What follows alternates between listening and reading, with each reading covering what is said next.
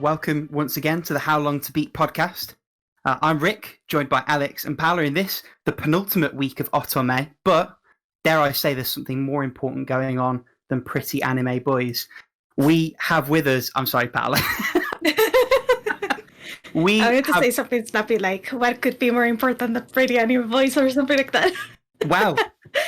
Listeners at home, the answer to that question is we have with us the visionary, dare I say, behind the How Long to Beat website, and by extension this podcast, the lovely Everdred, aka Randy. Welcome to the podcast. Thank you for having me. It's a pleasure. The pleasure is all ours, I'm sure. So yeah, in terms of how this is going to work, we're going to do the usual getting to know the guests. We've also got some more specific questions about the ins and outs of running such a successful, amazing, perfect, all the superlatives website for like a decade. And then we're going to talk about the games that Randy's been beating and retiring, what we've all been playing. And then we'll finish with two games. Firstly, Guess the Game, where the aim of the game is to guess the guest's game. And finally, say it with me, How Long to Beat the game. Nice. Lovely. Without further ado, Alex, why don't you take us right in? Yeah, let's do some interview times. So, Randy, what part of the world do you live in? And how does that affect your gaming? So I live in the Midwest of America, in a state called Minnesota. I don't know that it particularly affects my gaming that much. Everything is widely available.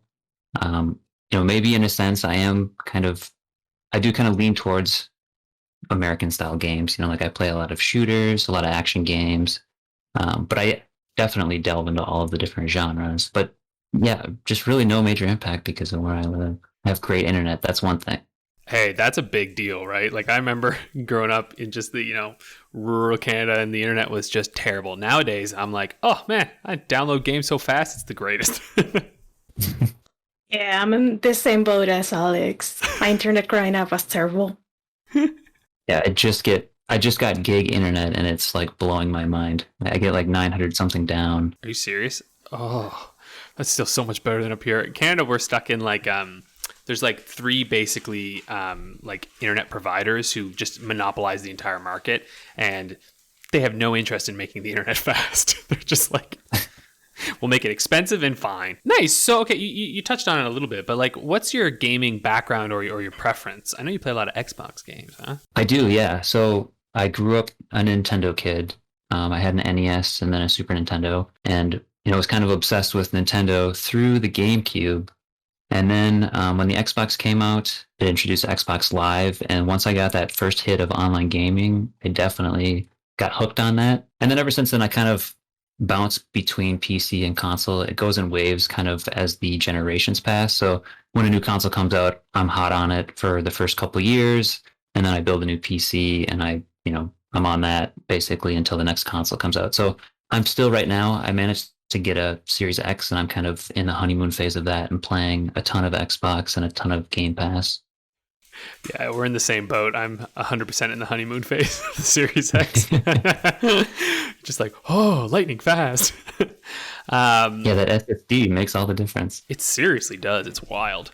Nice. Okay. So what would you then say, like, I guess from all of your, years of gaming, what's your console of choice and why, or your favorite that you've ever used? My all-time favorite is the Super Nintendo. I just feel like there's so many timeless classics. So that's like, to me, top tier classic gaming. And then, like I said, now I definitely lean Xbox. Except for the beginning of last generation, the Xbox came out with their whole media-based thing, and I went all the way on PS4 until like halfway through the generation when I felt like Sony is just way too cocky, and Xbox started making the right moves. Backwards compatibility is a big thing for me. I play a ton of older titles on there. So yeah, now Series X is my main platform. Yeah, I find that's pretty common too, right? Like, I don't know about the rest of you, but for me too, it's sort of like I follow where it's, games kind of going. I was like PS4, and then I'm like, now I like the moves that they're making. I'm very much a console flip-flopper. And there's definitely an alternation, is that the right word, in terms of like who's dominant, who's doing the right things and that stuff. Although I think it gets trickier the more and more games are digital, because then you're taking a library with you and you become invested. And at least outside of us, where we sort of playing all the games in all the places. Mm-hmm. That's one of the reasons I went all in on Xbox too, for the time being, is because I really feel like with the backwards compatibility and stuff like that, they're proving that I'm going to be able to play these games for a long time, and I think that's going to be the case with Sony as well. But you're kind of losing that PS3 generation because of the architecture change. Yeah, it's been a roller coaster couple of months on that for sure. And if they don't fix it, it's definitely going to be a big cross against them. I'm low-key debating whether I'm going to try and the little button batteries where they keep the time, and that's been the whole thing. Where they're saying once that dies, you can't play without accessing the network that won't be there forever. So. Yeah, exactly. I know. It's just like, oh god, I'm like trying to join them while I can, collect all my retro consoles and mod them and stuff. Just like keep them safe.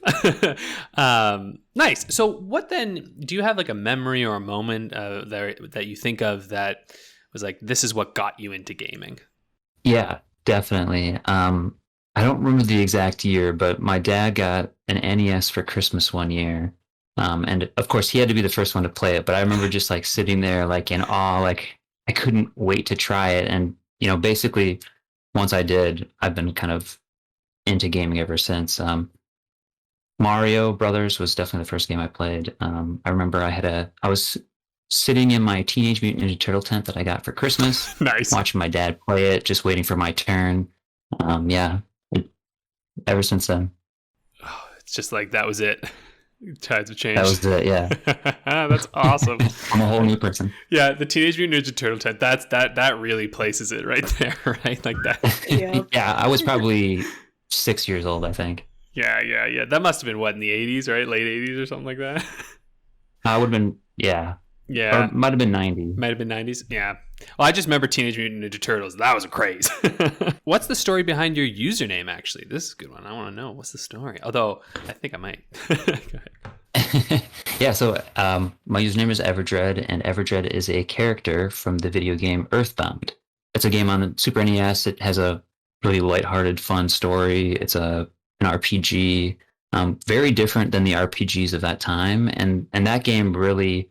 like that's one of my all-time favorite games. I just love how creative it is. And Everdred is a character in the second town, Tucson, and he's like a kind of like a cranky old guy, very cynical. I don't even honestly know why I chose it as a username. So is that one that you played sort of when it came out, or did you come to it later? I don't know how many years it was after I played it, but I grew up in a small town, and they had a rental store there. And Everdred came in this massive box, and for whatever reason, they still used that massive box on display. So I was just like always intrigued by it, and I rented it one time, and for some reason the rental place gave you the game guide with it, which was really cool. And like the whole thing was bizarre to me because it just stood out so much. And I don't even know what I'm trying to say at that point. No, that's fine. That is interesting because I know I'm actually currently reading Boss Fight Books did one on Earthbound. I talked about them a little bit, so I've been like reading about like just the way that game came to the States and the kind of disaster that the marketing team was on that one, and like the oversized box was part of it. It was like the game was so expensive when it first came. Apparently, yeah, it was crazy. And then a couple years later, I was able to buy it at a Kmart, and it was like $80. It didn't make any sense. Seriously, I think it was like 107 when it first came out, which like that's insane, right? Like that is crazy expensive. Yeah, and like it sold like 200,000 copies or something, which it's not for the marketing they put into it. It's not much, but still very fond in the hearts of many. I'm like halfway through the game right now. I have to beat it on my SNES Mini. Nice. Well, good music. Yeah, seriously. All right. Well, why don't we continue on then? We've learned a little bit more about Randy, and now I want to learn a little bit more about How Long to Beat because we've got some questions. Because we can pick your brain. It's great. So, do you remember like what sparked the idea of creating How Long to Beat? Like, how did this start? Yeah, about 10 years ago, Humble Bundle was coming out, and Steam was really popular with their crazy cheap game sales. And I was just kind of getting overloaded with games. Like I was buying games for like $1, and I had a a backlog of 250 games, and I wanted to play them all. So I was just kind of brainstorming ways to get through that list. And what I did was there was a gaming forum, NeoGAF, which is still around, but kind of some things went down a few years ago, and they've separated into Resetera and NeoGAF. It's a whole thing. But I started a thread on there kind of polling the users on how long different games were and building out an Excel spreadsheet. The thread kind of took off, and I just was like, hey, why don't I just make a website around this? Set one up in a few days, and it was super basic. It was literally a single page with a whole list of games and how long in a table they were to beat. And, users could anonymously just submit times to me, and I'd add them manual. It was a whole manual process. So that was kind of the generation of it, and just slowly building on it since then. It's kind of like, it's funny. Like I think about it and like, it seems like an idea that just makes so much sense, right? It's like, well, I always want to know how long. Then it's like, I can't believe even like in 2010 that it just, I don't know. Now that it's here, it seems like it's obvious, right? But like, it's the same as some of the best ideas. It's like you only realize once it's there. Why didn't I think of that before? And equally, I think that's how so many people find the site. It's certainly how I did. Was like, how long is X game to beat? As though someone's just going to like put that on the forum, and it's like, oh, there's a website for that. Yeah, that's like how 80% of the traffic comes to the site. And I was trying to think of a name for it, and I had like a few different ones that were really just generic, like game lengths and stuff like that. And I'm like, if I want anyone to find this site, what should I call this thing? And I'm like, well, what do I do every single time? How long is this game, or how long to beat this game? And I mean, I basically didn't have to do anything, and the site got big just because of the name. Beautiful. Genius. There's a related question. It's not on the sheet, but it's just occurred to me because I tangentially more and more am seeing the website and the website's time sort of screen capped in videos on YouTube, in video essays and other things, just in more broader media. On the back end, are you seeing sort of particular traffic spikes around certain big creators, or have you seen more of a trend of more sort of traffic recently? Is there anything that you're seeing on that end? Not specifically. I mean, if you look at like a growth chart of the site, it kind of just continues to slowly go up. There's a spike here and there, and it's usually around something like E3 when like a bunch of games get announced. Also, like Christmas time, so many people are buying games. I think they're literally just looking for like, I'm thinking about buying this thing. How much time is it so I can get my money's worth, or whatever the case is. That makes sense. That E3 thing almost doesn't track though, because why would you want to know how long a game is that isn't out yet? How could anyone possibly have? Yeah, maybe people are backlogging them.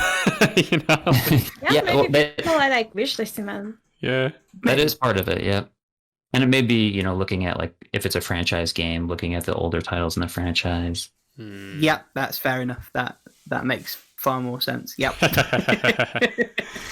Nice. So, this is a good question. How did you manage juggling the site and a full-time career in the early years of this thing? Because I mean, this site has to have been a lot of work. Yeah, it's a ton of work. But luckily, I had this job. Previously, I worked for a bank overnight in their IT. And at night there wasn't always a lot to do, so I would spend quite a few hours of the night adding games to the database.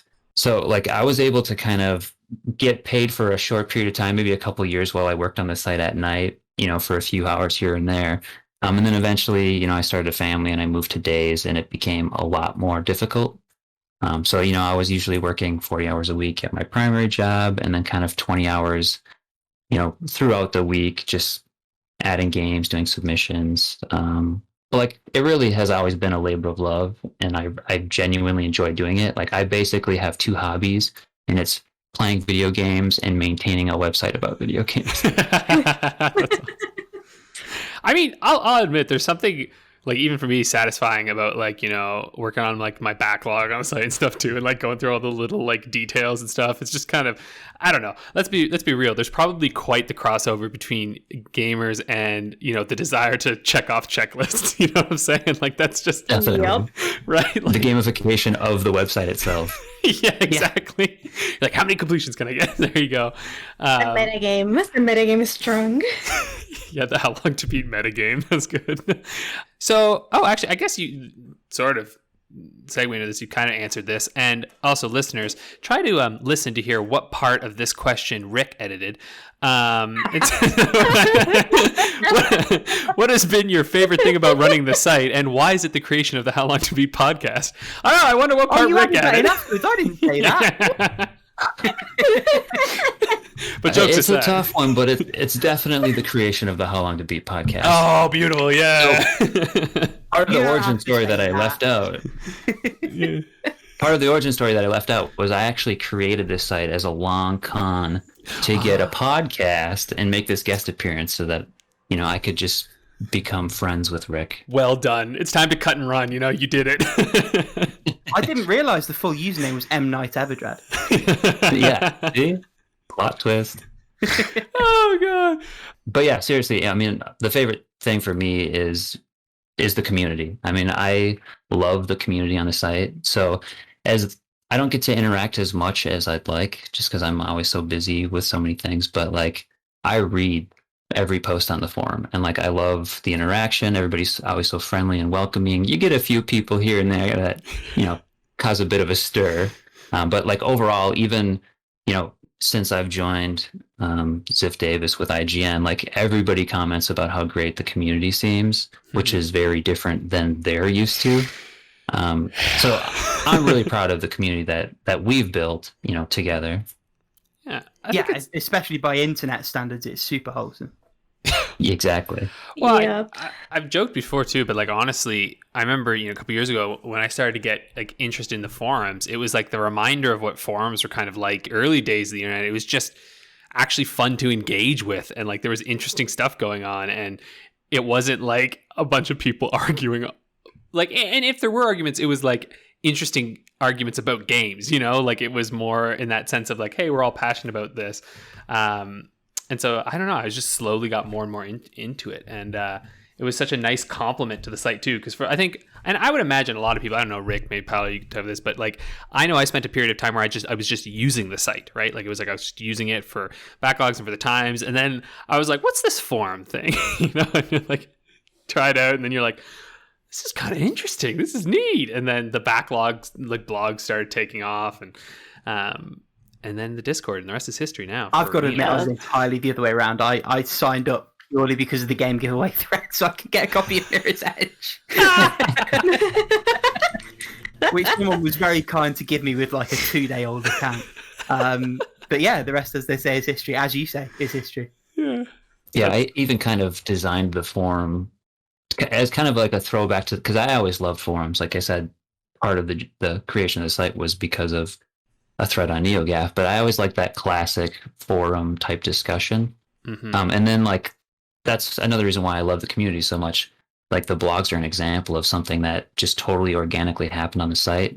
People were making blogs because they just wanted to kind of catalog their stuff, and I was like, hey, this is cool. Let's just make this a feature, and anyone can do this. And that's kind of the idea behind a lot of stuff that I do. Yeah, I always like popping in there once in a while, like checking them out, because it was neat. Like I remember that it sort of organically came up too, and it was kind of around, I think, when quarantine was starting. Right? It was a bit before that, but like I think when quarantine hit, suddenly it went real big too. Because what else are we gonna do than document the games we're playing? Paula, were you gonna say something? I started like cataloging my backlog like for a year or so. I knew about the forum, but I was a little bit too shy to even say anything at that time. So I was like, oh, maybe I could talk about games with the people here, and it turned out that talking to people isn't as terrible as I thought at that time. And now you have to talk with us poor folks every week. I don't know how you do it. Yeah, you got in too deep. Now you're on a podcast. Yeah. You can't stop talking to people. That's quite the character arc there that you had, Paula. That's good. To podcast host. I love it.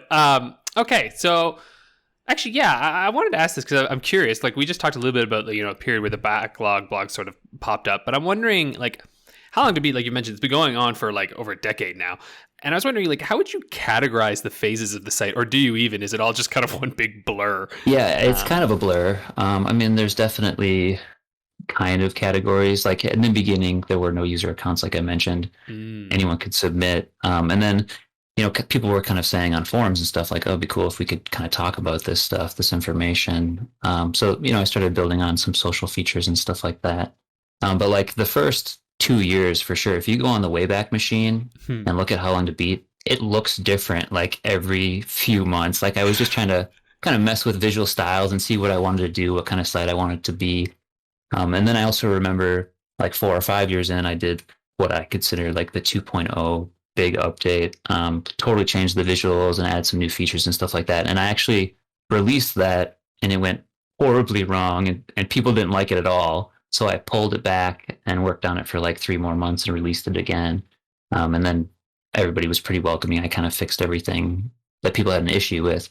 And then ever since then, I've kind of been on the same site design and stuff like that and just iterating on features, kind of fulfilling what the community wants, which again is like where 90% of the stuff comes from, is just people's asks on the forum. So yeah, that's something I was always impressed by, was like the site feedback section, because like, I mean, that's got to be excellent for you too, right? Like you get to actually see the ideas, because I don't know about you, but like, even for me, like I work, like do art and everything, and oftentimes I'm just like, what do I have to change to fix this thing? Like, you have no idea, and like to get that external feedback all the time, I mean, that yeah, it definitely is. And for me, I actually don't know anybody in real life that uses the site, so the website feedback is critical to me. Like I know what I want. I built the site for me to start with. I made sure that it solved all the problems that I had, and then over time, adding all the features that everybody else wants. And then I'm even finding those useful as well. But I think I joined after you must have done the big overhaul, because I don't even remember the different ones. Now I want to go on the Wayback Machine and see what things are like. I'm already on there, and it is a trip, let me tell you. Yeah, it really is. I used the Wayback Machine, but I don't know how. Hell. I'll send you a link, Paula. It's all good. There you go. Why don't we crack on with questions while I'm doing that in the background? Yeah, perfect. All right. Well, I guess one of the big changes recently, too, is that the site was recently purchased by Ziff Davis, meaning you got yourself a full-time job, which must feel nice. Can you tell us a little bit about that process, and like what were your thoughts, feelings during it? How's it been going? Yeah, so the whole process actually took like 9 months. They contacted me through the site feedback form, and I have actually gotten probably 50 plus people just reaching out to me like, hey, I want to buy the site. And I never had any interest at all. It was always just, for me, a passion project. I love the site. I never want anything to happen to the site. And then when they reached out to me, it was like, I know exactly who this company is without looking them up. And, as I kind of talked to them, it was a really difficult decision for me to make. Like, this is like giving up my baby, like this, I put so much time and effort into, raising this thing, that it was just such a big decision. So, but at the end of the day, it was kind of like, well, I'm already working 40 hours at my regular job, kind of 20 hours on the side. Like, this really is my passion. And if I can find a way to make this my career and I can focus all my time on it, like I'm going to do that. So that was really the end decision for me, was I want to see what I can do with this site with all my resources, with all my time. And that's where we are now. Plus, I imagine there must have been that thought of like, you can't be the one who does this forever, right? Like, I mean, eventually, there's a sad thing called human life expectancy, but it's like, like to imagine like far into the future, like, I mean, I imagine you must like, was there the thinking too of like, is this a kind of a way that you can sort of secure the future of the site in some way? It really was that too. Because as much as I love it, I also go through waves. Like, if you hang out on the site feedback a lot, you would see in the past that like I would bang out a bunch of features and I'd be really excited. I'd be really into programming new features for the site. And then stuff in life would happen. I had a kid and things that pulled me away, that made it difficult to focus my time. And this helps me make sure that it'll go on, it'll live on. In my discussions during the sale of the site, it was based around like, this thing needs to survive. Like, if there are any plans at all of the site shutting down or merging with something else, I'm not interested. That's not what I want here. I want to continue to build this, and I want this community to continue to thrive. And I just feel like it's such a special place that, I just worry about its safety. So yeah, totally. I get it. I'm just really curious. I mean, if you're happy to share in terms of the process of that, because it's not something that I certainly, or I imagine anyone listening, has been through in terms of a corporate acquisition. How much of it was lawyers? How much of it was you actually sort of interfacing with people at Ziff Davis? What was the process like from them getting in touch with you to sort of putting pen to paper, as it were? They have a acquisition team. So yeah. I mean, Ziff Davis is a huge company. They're part of J2 Global. So J2 Global is the parent company, and they're actually the ones that had the acquisition team reach out to me. So it was mostly for the first few months, emailing back and forth, kind of talking about, what I want from from a deal, how it makes sense for me. Of course, giving them the boring stuff, giving them metrics on the site and what kind of community it is and stuff like that. And then you get into video interviews and deciding where underneath J2 Global the site goes. Of course, it made sense to kind of join the IGN team since they're one of the largest gaming sites in the world. Yeah. It was very interesting. I personally didn't involve any lawyers. I did everything myself, as I tend to do with most things. But it was reading a lot of fine print because, like I said, I was really worried about something happening. So I made sure to read all of the contracts very closely, make sure that I had, creative control and stuff like that. So in terms of creative control, what you said about the site sort of continuing the form that it is that all essentially in writing in that contract? It was basically a broad verbal agreement. Everybody that I've dealt with has been really personable. Seems like there's no animosity throughout the whole thing. It's really just hey, we're really interested in building our portfolio. We don't have any kind of content like this. It kind of fills a void in our portfolio. And since it's successful, we don't want to touch it. We don't want to do anything with it. We just want to have it. Yeah, kind of. Yep. Yeah, that makes sense. They're this seems like a thing that we should have, please. Yeah. 100%. No, like I said, it's really interesting just to hear sort of how that all works. Because again, it's not something that you're involved with or you're speaking to someone who's involved with every day. So, no, thank you for that. I was just really curious. That's why. Yeah, no, same. I mean, honestly, yeah, you hear about these things and it's I don't know how this stuff works. I mean, I'm a teacher, no one's buying my stuff out. That was the crazy part for me too, is I had never been through anything even remotely similar to that. So I was just doing my best to make sure I, crossed all my T's and made sure it made sense. Yeah, it sounds like they've been very welcoming to you. I mean, it must be nice too. I don't know, IGN has such a huge team, right? That's just such a big team too involved there. And I'm sure that you've been able to get some nice resources too from that. Actually, that's what I'm wondering. How are you guys integrating together? Or what is your plans for the future, I guess? So far, they've been just really understanding with hey, we're really interested in how this site works and, how you've built this functionality and kind of what we can do on our platforms to, reach a similar audience. And then have kind of agreed to hey, since How Long to Beat's doing well, we're going to kind of just continue that momentum and let you keep working on it as you're working on it because it's working. And then on their side, I'm actually on the DevOps team, so I'm making sure the infrastructure is working for IGN and some of their other sites, which also gives me the power behind How Long to Beat to make sure everything is secured there and looking good. And then I'm also interfacing with their design team and kind of working on things that may or may not come out on IGN.com itself. That's pretty cool. I mean, yeah, I guess they're having the philosophy of if it ain't broke, right, kind of thing. Don't fix it. Yeah, that's cool. And so you're getting to have, I mean, yeah, that must be neat too on a site that friggin' big. I mean, I'm sure you'll learn techniques and things that'll help even with the site here too, right? And it's a whole different process because I'm so used to, I would code a page live sometimes. I would, if I knew it's going to work, I'd just code it and save it and it would just be live. Whereas now I got to write the code and put it out on a testing suite, make sure it all works, throw a QA team at it, and then I can release it. So you'll notice now on the site, if you follow the feedback, that updates will come in waves instead of usually how I'd finish something and I'd just release it right away. Now it'll be once a week or every other week I'll release a bunch of stuff at once. It's kind of being able to see how the process is supposed to work in a professional world. Yeah. Which has been a learning curve for me. I can imagine. I know that feeling. It's with art too. I don't know. For theater directing, you start doing it and you're doing it on your own first, and you're just doing everything willy nilly, how it works for you, right? And then you enter into professional world, and you're like, oh, there's actual steps for how this is supposed to go. Yeah. And some of them make sense and some of them don't. Yeah.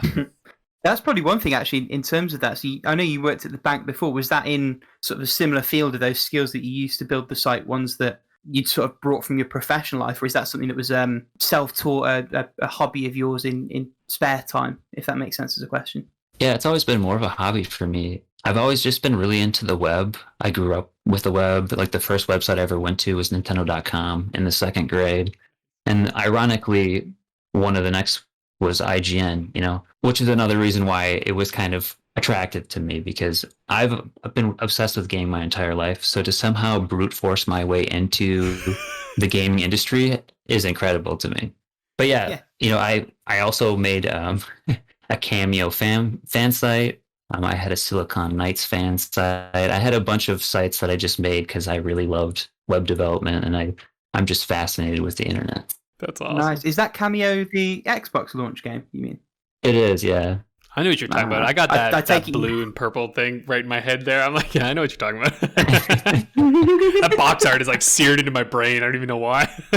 Yeah, I was obsessed with Rare growing up, so I made a few Rare fan sites as well. Yeah, I mean, you really have brute forced your way into the gaming industry. I mean, I see it just feels like every day I see, big like companies and like even developers talk about how long to beat, like they're just like I don't know, I was listening to some developer recently or something. He was talking about like they're asking like how long's your game take, and he's like, oh, just go check out how long to beat. I'm sure it'll tell you how long it is. I was like, oh my god. I'm like, like yeah, the game was like just coming out. I can't remember. I should try to look up what it was, but like it was like a guess. The Play What Listen one, because I feel like I saw that one as well. Maybe. Oh, I think it was the Play What Listen. Yeah. Where it's got Mike Biffle on it. Yes. Yeah, it was on that one. Yeah, that was it. Yeah, and I just thought that was. He just released the Solitaire Conspiracy, and they were like, "It's a short game." And he said, "Yeah, I think it's like 4 hours on how long to beat." And it's like, yeah, because I remember him saying something where he was like, "I don't know how they already know that's how long it is." He was like, "But that is how long it is." And I'm like, "Oh my god." That's such a thing for me too. Is I listen to quite a few gaming podcasts, and I would always hear them kind of having a conversation, and then they start talking about the time, and they would be like, kind of hint at the site, but not say it. I'm like, are they going to say it? Are they going to say it? Come on, say it. And then like when they said it, like the first 2 times, it was like, yes, like I can't believe they said it. This is amazing. And like now it's just that's what you assume, right? If someone's talking about how long it takes, you assume this is the site they're using, like it's just like, yeah, kind of. Yeah. Which is wild. Nice. All right. Well, thank you for sharing all of that lovely stuff. That was really interesting for all of us, I'm sure. And now let's continue. Oh my God. Can you tell it's a long weekend and I'm tired? My segues are terrible this week. Why don't we move on to what you've beaten recently? And we could talk a little bit. We played a Monster Camp game where Alex finally got himself a date in Monster Camp, and I was very happy. I got a date too. I don't know how, because I Let's set the record straight. We got you a date because you turned up halfway through the game, actually. So, well, maybe it was like after the first encounter already. Yeah, I don't care. I'm taking credit.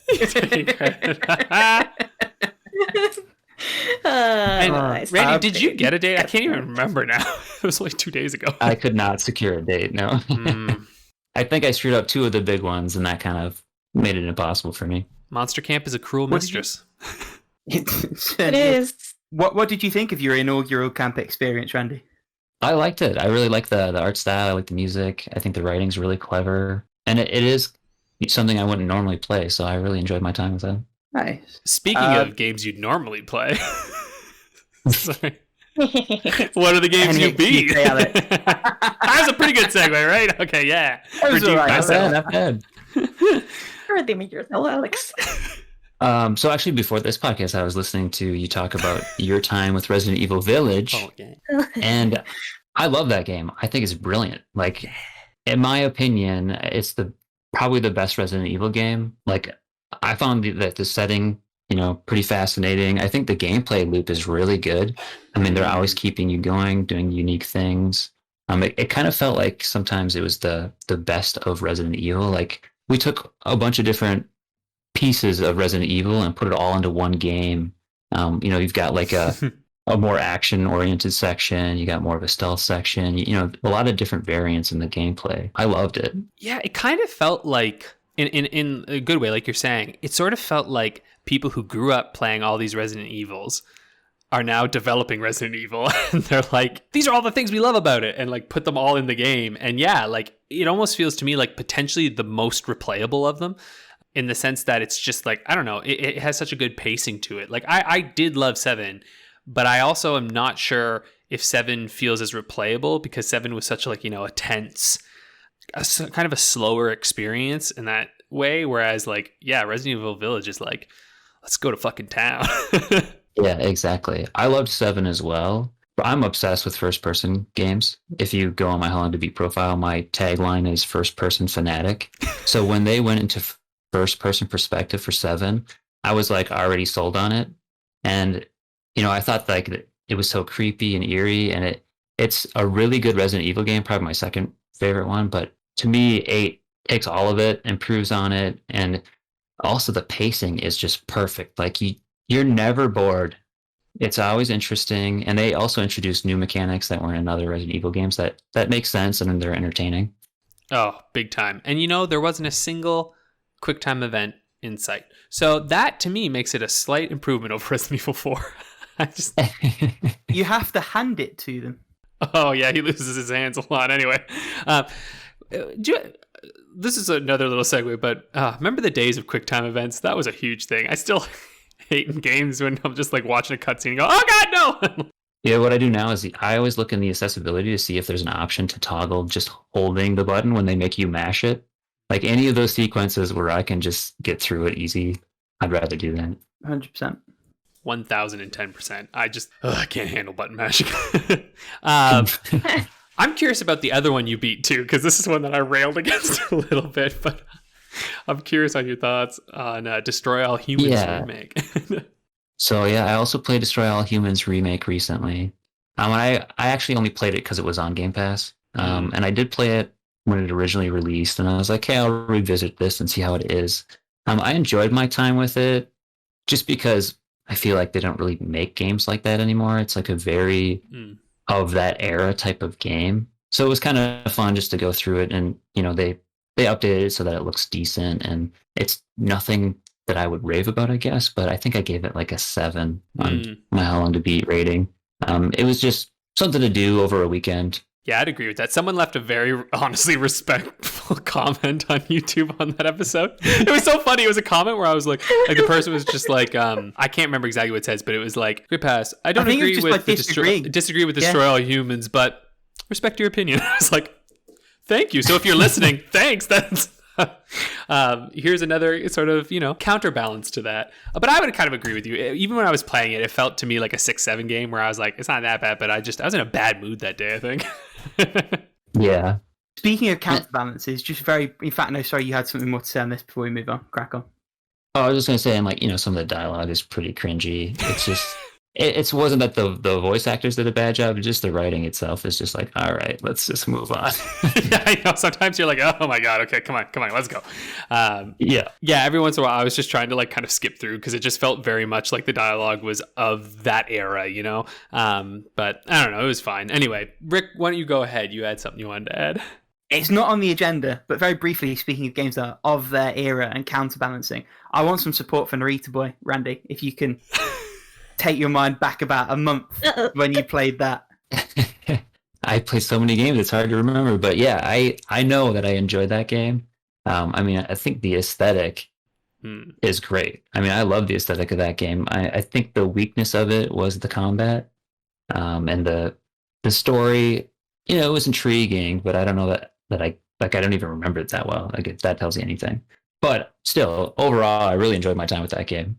That's fair. That'll do for me. Let's talk. That'll do for me too, because I agree. Like aesthetically, I did think the game was really pretty. I kind of want to. I will admit, I sort of want to like boot it up again on my new TV just to see what it looks like in 4K now. I'm like, I wonder if it'd probably look even prettier.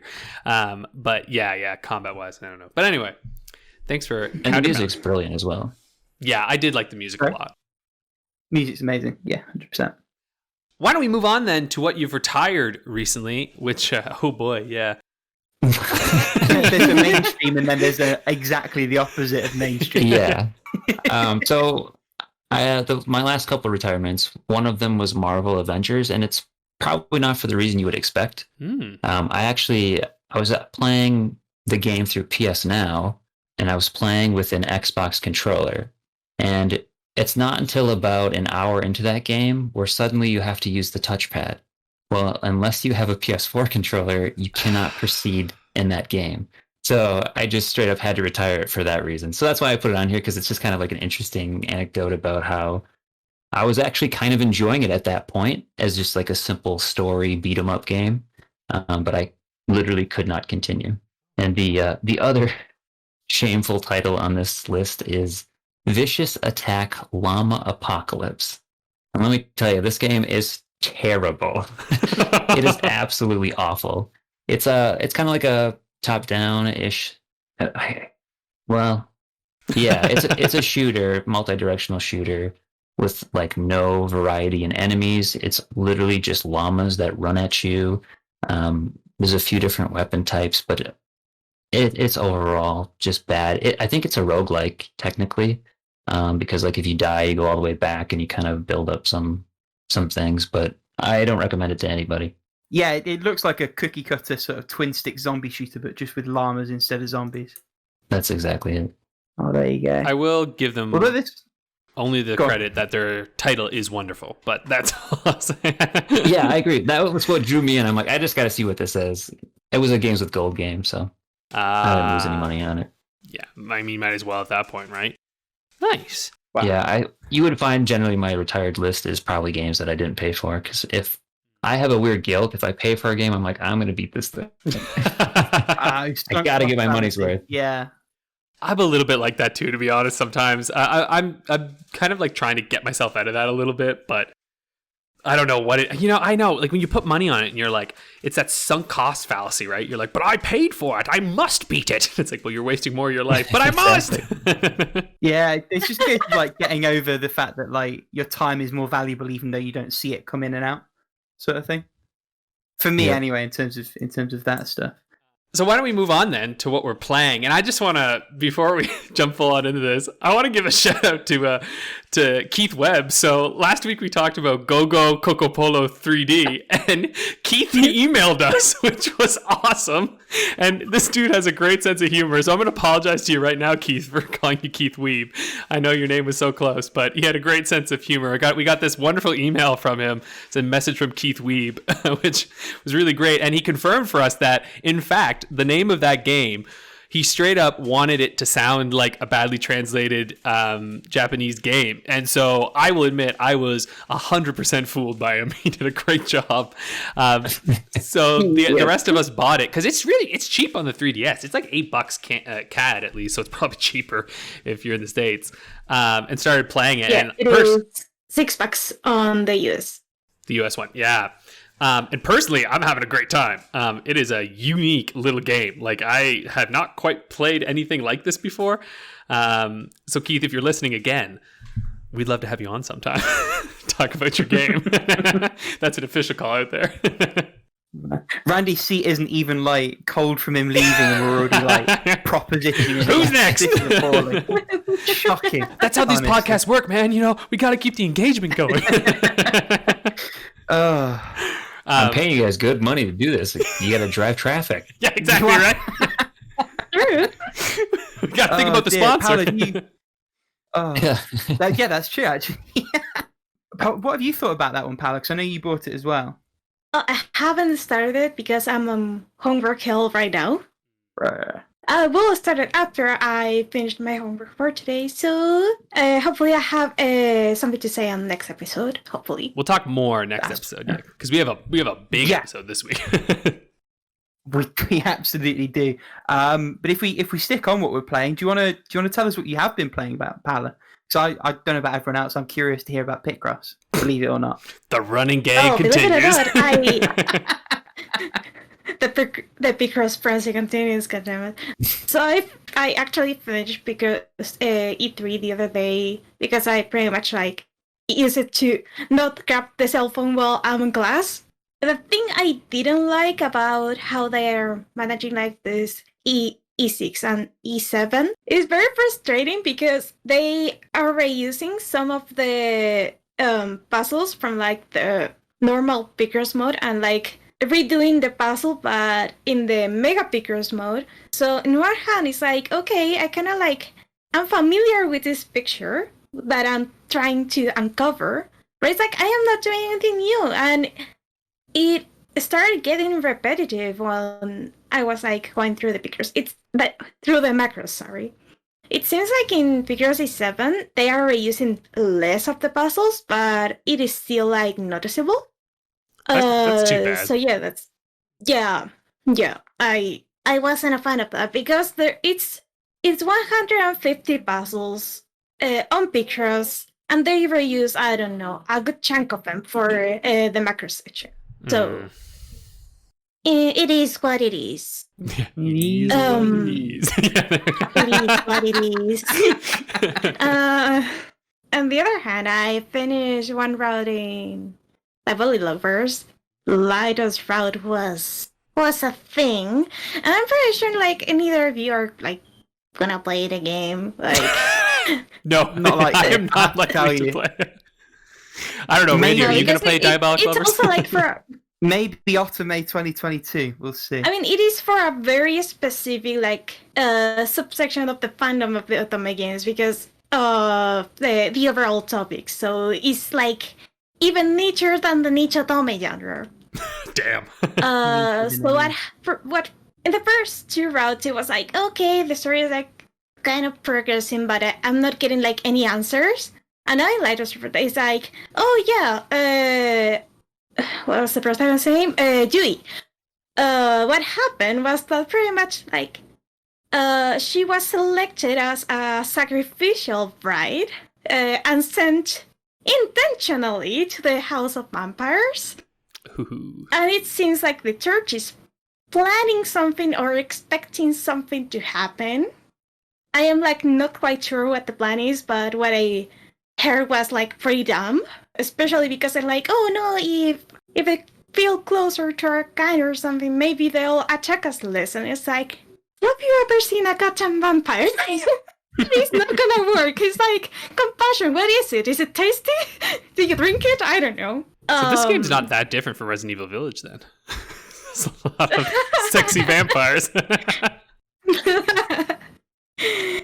I remember the Step on Me like meme that I sent you the other day.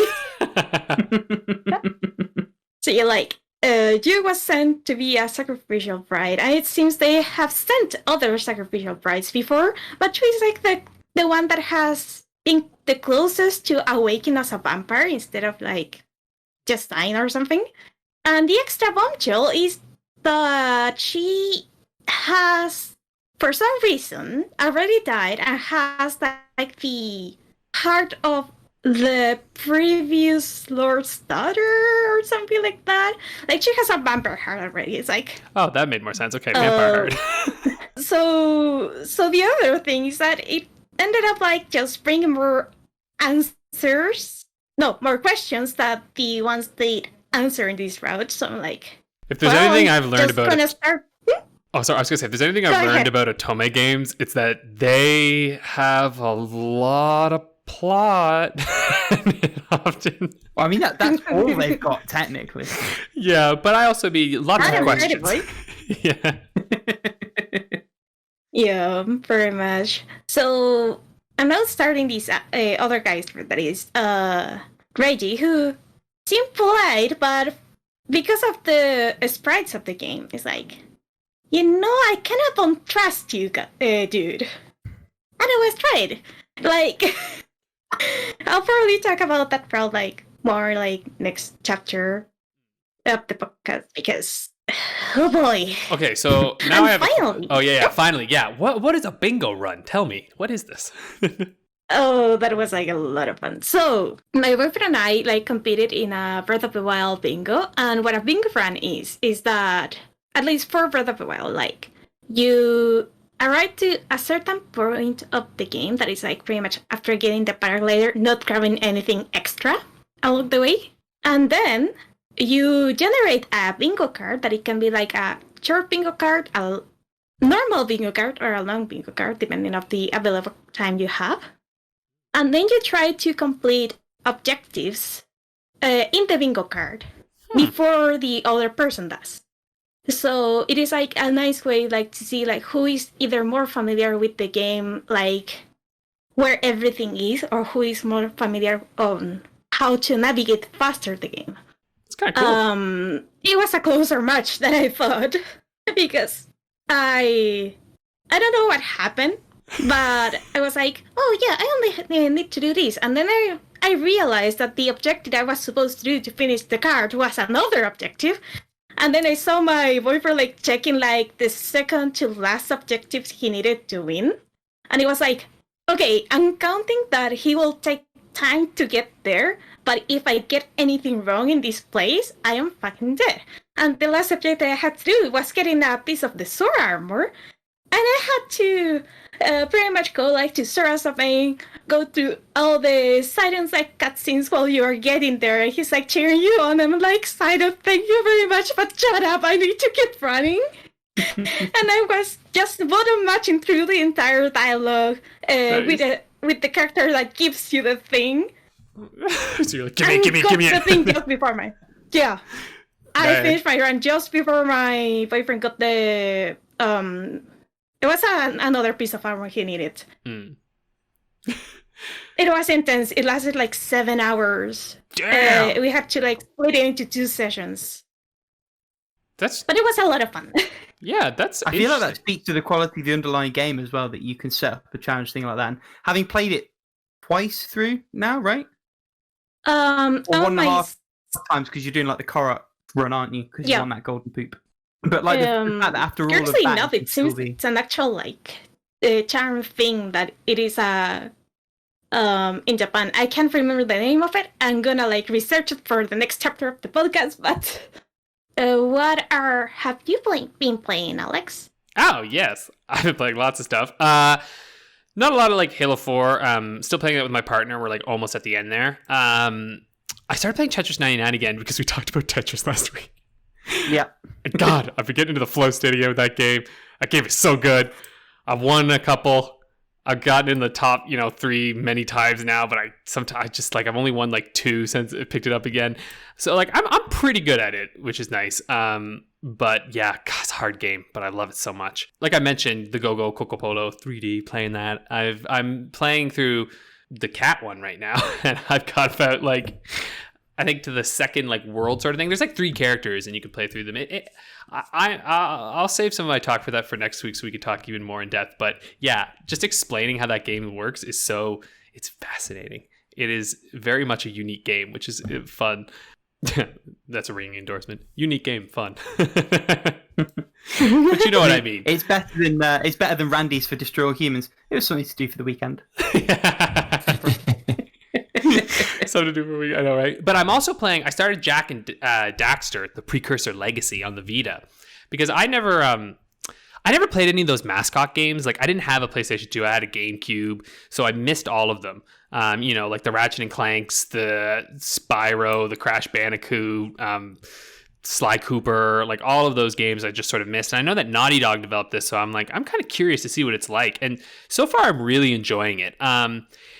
It definitely is a bit janky. It's an old PS2 game. You're also playing the Vita port, which is like the worst way to play that game. Is it really? Yeah, absolutely. So the only classic collection that is awful on Vita is the Jack and Daxter one. I think particularly the second game is Really? bad.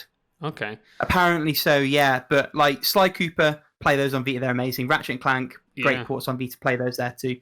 God of War, the first 2 are great. But if you can play on PC or something else, especially for 3, because Jack and Daxter 3 is a phenomenal game. I mean, the first 2 are good as well. But well, then maybe I'll just play the first one. That's good to know. I'll just play the first one on it. It's something that I find interesting, and like I wanted to sort of like I want to talk about camera controls because there's this sort of, now obviously I have not researched this, and so this is completely conjecture. But as I'm looking at how games were thinking about camera in the early 3D era and like how you would move the camera around, there's this lot of like we sort of call them like inverted controls now, right? Where like you push up and the camera goes down.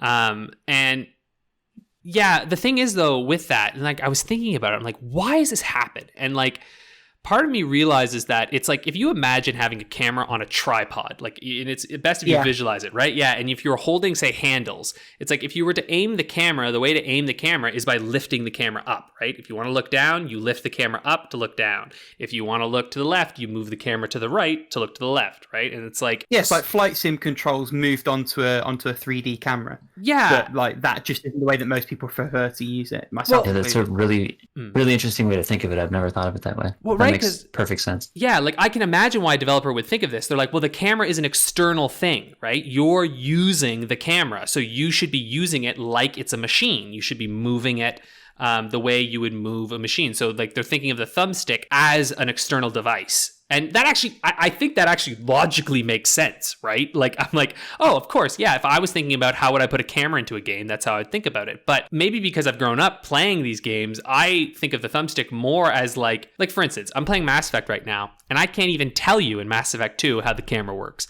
because it works. You know what I mean? Like, I don't notice when I'm moving it. It's just a part of the world.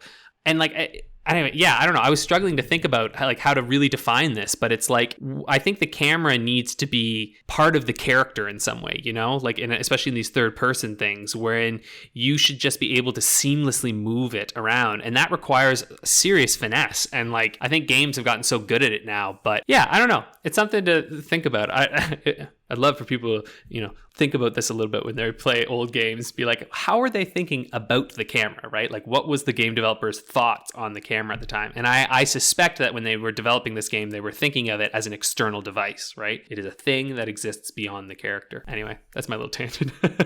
And if you disagree or you agree, if you have any thoughts, let us know in the comments down below. And why don't you like and subscribe while you're there? Smash those buttons.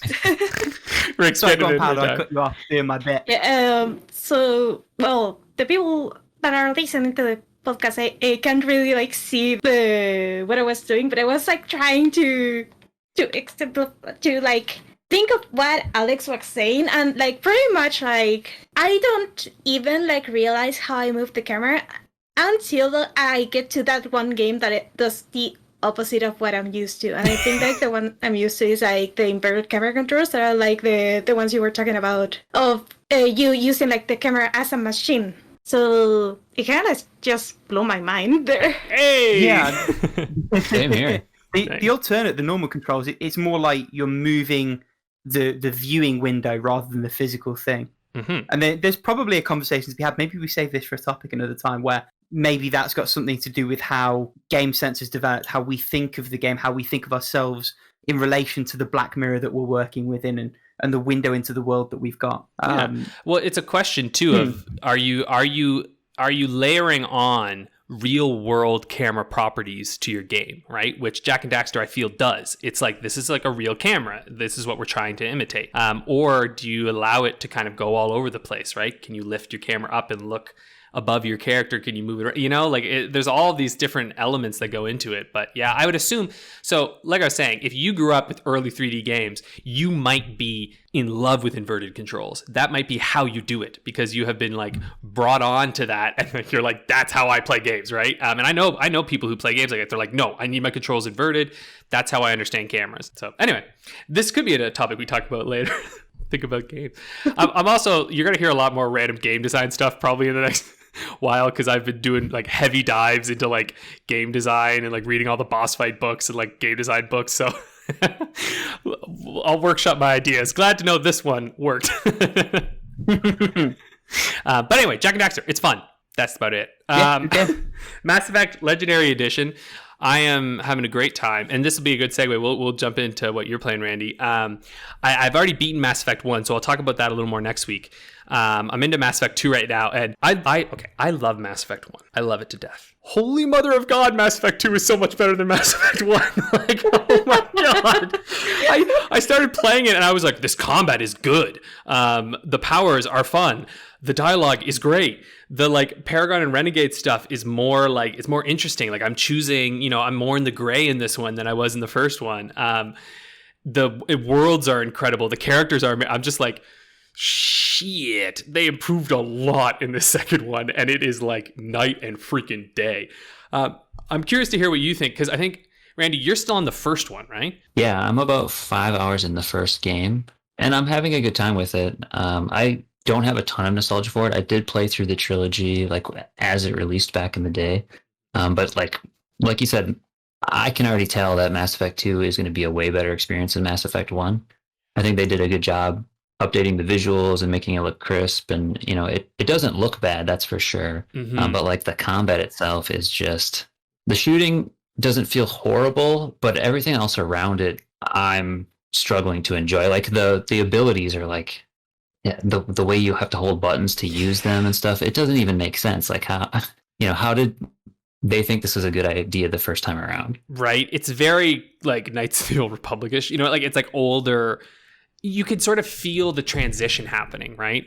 That thing with Mass Effect 2 that's so excellent is that like 3 of your buttons are just dedicated mapped ability buttons, and the cooldown is just a visual indicator right on your reticle. So it's like, it's just awesome. Like it's like your abilities, the only cooldown is just like that thing. And so like just playing now, I feel like I'm never opening menus when I'm playing in combat, and I'm like, this is probably how this is meant to be played, Yeah, I think they took a lot of cues from the games that were successful around that time, and like Mass Effect was their first step, and they did a good job, especially with the story and stuff like that. And I think by the time the second game came around, some other titles in between had released and really like showed what they could do with that combat system, and then it comes together more. 100%. And it's funny, like I played this a few weeks or maybe a month ago now, who knows, but Outriders is like, honestly feels like the extension of Mass Effect's gameplay. Like I was like, oh, this game is Mass Effect 3. Like I was like, this is interesting, without the good story. So we'll see. But that is really ironic that you say that, because I thought the exact same thing when I played through Outriders. Like the gameplay itself reminded me of Mass Effect 3, and I just wanted so much more out of the story, and I kind of ended up skipping dialogue halfway through because I just didn't care about it anymore. 100%. I was like, if that had a good story, that game would have been awesome. Like, yeah, truly awesome. But yeah, what else are you playing this week, Randy?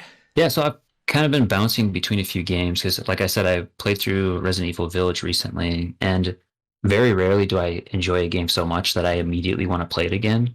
But kind of like you touched on last podcast, like they do a really good job of, once you beat the game, saying like, hey, you did all these challenges, but here's some more stuff that you could do if you played again. And it kind of entices you to go back and play.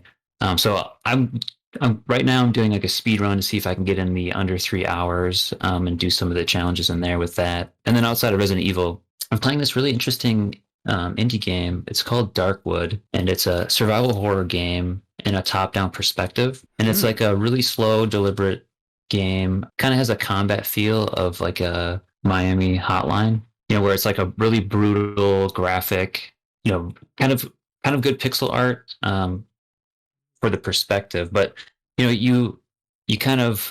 in this infested area where there's something going on, and you start with like a home, and each day you can venture out, and there's a day-night cycle.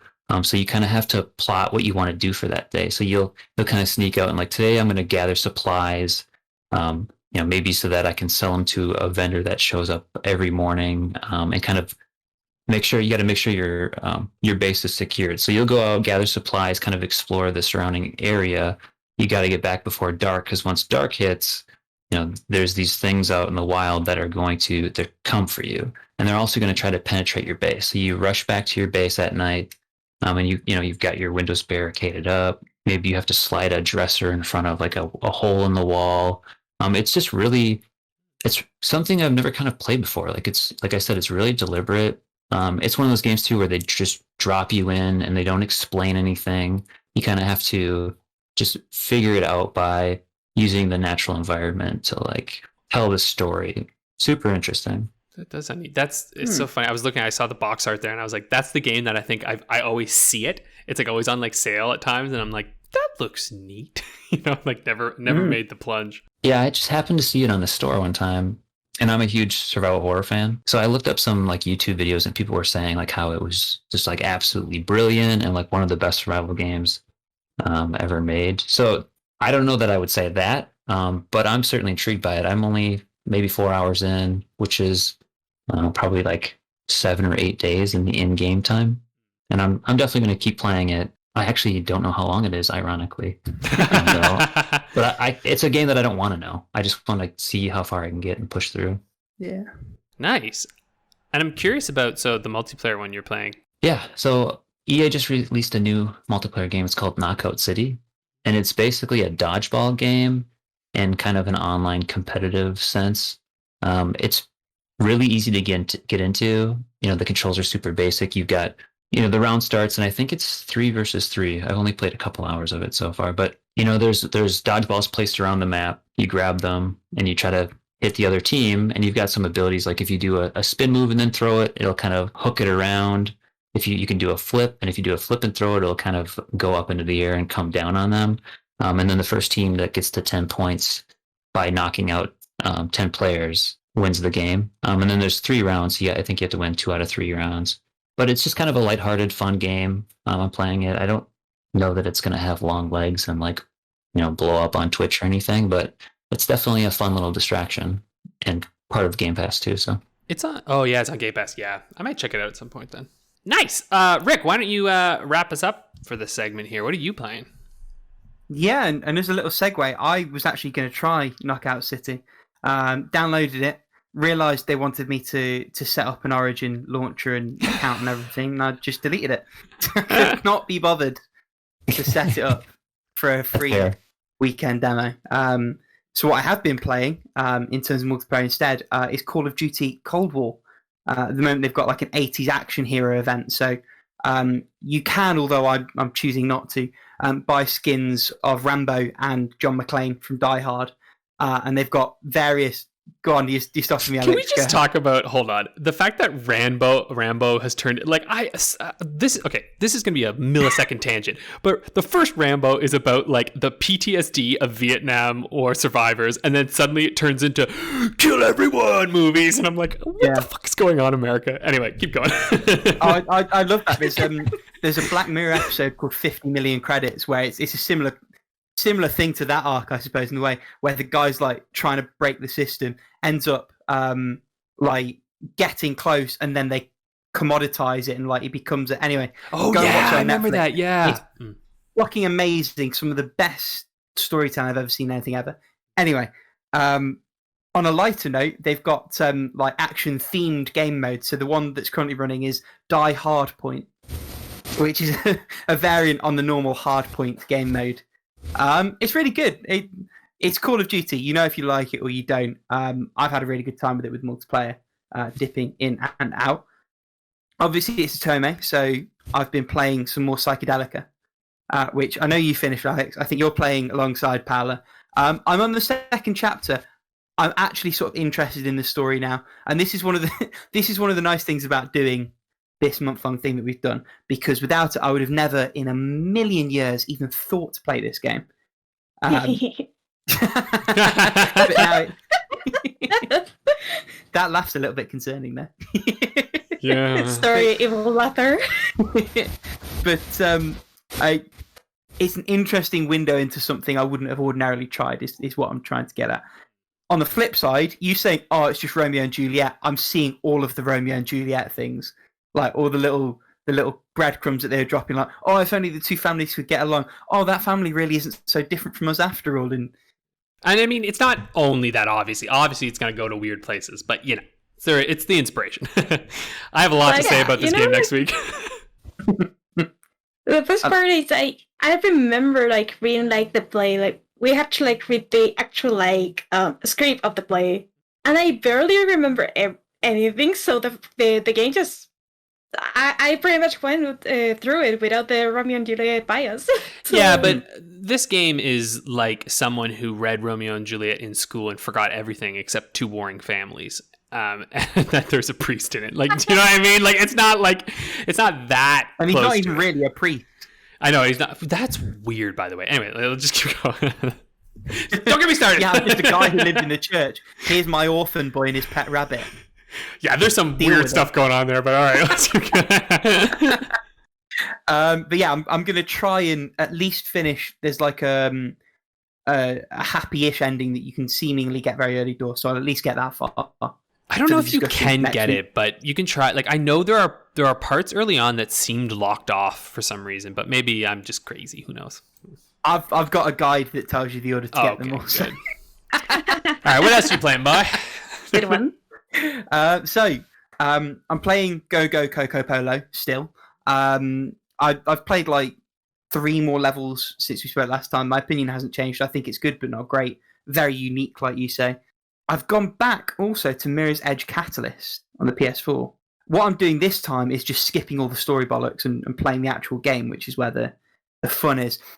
It does feel like a missed opportunity. As much as I enjoy it, I just don't think the open world was quite right. And I think it's telling that the most enjoyable sections of the game are the little time trials spread around the world where you have a defined start and end point, and you have to plot a fast way to those places. And what I missed from the first game, which I'm planning to replay at some point in the near future too, is the curated area. And to an extent, they've done that in the open world because the open world's designed with certain routes and optimizations and things in mind. But they also give you a fucking grappling hook, which is very sort of antithetical to the whole. Late game, they do, yeah. And it allows you to skip some of the bridging sections that you would normally have to make a beeline towards whenever you wanted to sort of cross certain areas of the map. But I just missed the curated level structure. I feel like that's one of the things that made the original Mirror's Edge so brilliant in spite of its awful combat. And the combat here isn't much better, it has to be said. It's one of the things that worked in Ghost Runner's favour. It's just something where first-person parkour can be made to work in an open world, but that doesn't really play to its strengths and what the fun is in that kind of gameplay, at least for me personally, and based on the reception for most people, I think, in fairness. But it's still good. It's still an 8 out of 10. The actual mechanics, once you get past the utter joke of a fucking skill tree, because apparently Faith can't remember how to do a 180-degree turn until you unlock enough XP. You don't have the roll for the first half hour. You can't roll in a parkour game. Who thought that was? I'm going to stop myself there. I'm actually a huge fan of Mirror's Edge. I've played the first game through like over 15 times, and I totally agree with you. Like, I think Catalyst is still an enjoyable game, but because it was open world, it wasn't crafted quite as well. And like those flow states that you would reach in the first game, because it would just feel so good to be, bouncing off walls, leaping, sliding. Like, there's just, in an open world, you can't perfect all those paths, and you hit like certain areas that you like dread going to them because like, oh, this is just going to be awkward, and I'm going to have to like climb and mount up and pull up every time because it's just a weird approach. But yeah, I want them to make a third game so bad and just really perfect it, but they won't. I'd like to think they might, but on the plus side, they've at least blazed that trail. So, like, have you played any other sort of games that have come after it? So things like Ghost Runner immediately jump to my mind. I haven't played Ghost Runner yet, but it's like at the top of my list of things I want to get soon. Yeah, I was going to say, if you liked Mirror's Edge, the first one, I think you'll absolutely love Ghost Runner. It's a little bit more punishing because obviously there's combat, which I have to say it does far better than Mirror's Edge, even for all its flaws. But I think it takes those ideas and runs with it and creates something really cool. And they've announced there's a sequel coming. So yeah, happy days all around. Definitely. So yeah, that's Mirror's Edge, the difficult second album. I've played a bit more of Pokey Walker Soul Silver. I still haven't booted the DS. So that's going on. And then 2 more. So the first of those is Hyperlight Drifter. Again, my thoughts haven't really changed much since we spoke about it last week. I think we spoke about it last week, didn't we? Yeah. Did we? Yeah. Who knows? We spoke about it. It's all blurring. Anyway, I'm almost certain we did. I like the visuals. I like the audio. I really like the audio. The game hasn't grabbed me. And it's an easy come, easy go situation because I got it for free on the Epic Store. So once we've done recording this, actually, I'm planning to sort of give it another hour, give it a college try, and then I'll decide at that point whether I want to crack on or whether I'll just call it quits. Because as we mentioned from time to time on this project, we are in the unenviable position of having way too many games to play. So I can always come back to it in a year or two, and maybe it'll sink its teeth in. And that's happened with games before for me. And the last one, and I've got thoughts about this, so we're going to get into it a little bit, is Scourgebringer, which recently got a Vita port. It's also gone to PS4. I'm waiting for my physical of that to arrive as well. I've been fluctuating between a 6 out of 10 and a 9 out of 10 for this game over the course of the past week. So I've finished Cosmic Star Heroine, so this has been sort of my Vita focus outside of Psychedelica. As a roguelite, especially coming off the back of Hades, obviously it's 2D, much more limited mechanically and in terms of story, but then that feels like a focus. So it's much more punishing than Hades is, but mostly in a good way. The focus, I think, helps it in a way that I didn't necessarily feel for Hades. Every time I died, I was just like, fuck, I want to try again. Which is always a good thing. It's really what you need from a roguelike. What you also need is a good progression system, and that's one area that this does fall short, because it's a combination of things that don't feel particularly useful and things that you feel like you should have by default. And so that can be a bit of a frustrating thing running through. And it's a little bit bare bones in terms of the things that you'll pick up in the world. So you pick up new guns, you pick up sort of bald stat boosts to your slashing and shooting attacks, and then various sort of reductions in reload time, in your like special fury attack charge. But it feels thin in that respect. It's carried a little bit by the visuals, which are amazing, especially on Vita, having all those crunchy pixels up close. The audio work, as I mentioned when I started it a few weeks ago, is really lovely. My biggest problem, and this really is knocking 1 to 2 points off the game just on its own. The way the combat works, you have 3 main forms of physical attack. You have your normal slash on square, which you can either spam or, like we were saying, Randy, about accessibility options, there's an option in the menu that I turned on immediately just to hold that button to keep slashing. You have a dash, which damages but provides 0 invulnerability. And they're very overt about that. It's like, if you're going to go in, you have to be careful going in. And then you have what's called a smash attack, which is like a crescent semicircle, like big slice from your sword. Can deflect bullets, can stun enemies when they're winding up an attack, and they have like visual cues for that. The problem with it is twofold. First, there's just slightly too long of a delay between pressing the button and it happening. And because so many of the enemy strats revolve around you either stunning them with it in the small window before an attack, or deflecting their bullets, that delay that doesn't feel right is a problem.